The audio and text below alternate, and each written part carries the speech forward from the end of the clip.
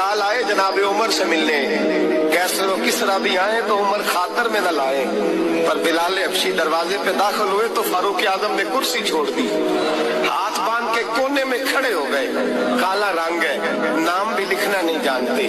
لوگ کہنے لگے عمر کون آ رہا ہے جس کے لیے تیرا اتنا استقبال ہے؟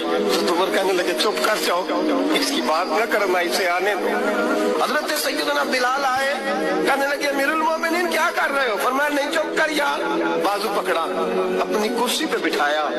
حضرت بلال کہنے لگے حضور میں غلام ہوں، مجھے تو طریقے بھی نہیں آتے ان کرسیوں پر بیٹھنے کے، میں تو غریب ماں کا بیٹا، غلام باپ کی اولاد، یہ آپ کیا کر رہے ہیں؟ حضرت عمر کہنے لگے بلال تھا تو غلام ہی، پر جب سے مصطفیٰ کا غلام بنا ہے تو ہمارا امام بن گیا ہے، اب تو امام ہے رسول اللہ کی امت کا۔ فرمایا وہ مجھے دن یاد ہے جب مکہ فتح ہوا تھا، بت ٹوٹ گئے تھے، بڑے بڑے سردار تھے، اور میرے نبی نے فرمایا بلال سے کہو کعبے کی چھت پہ چڑھ کے اذان دے، تو لوگوں نے کہا حضور یہ سارے جل گئے ہیں، کسی اور کی ڈیوٹی لگا دے۔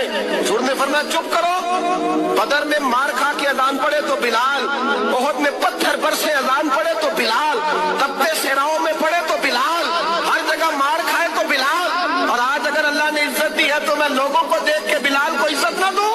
فرمایا کوئی اوپر نہیں چڑھے گا، ابو بکر بھی نیچے، عمر بھی نیچے، عثمان و علی، طلحہ اور زبیر بھی نیچے، آج یہ حبشی غلام کعبے کی چھت پہ چڑھے گا، اور میں دنیا کو بتاؤں گا کہ اصل عزت اسی کے پاس ہوتی ہے جو رسول اللہ کا غلام ہوا۔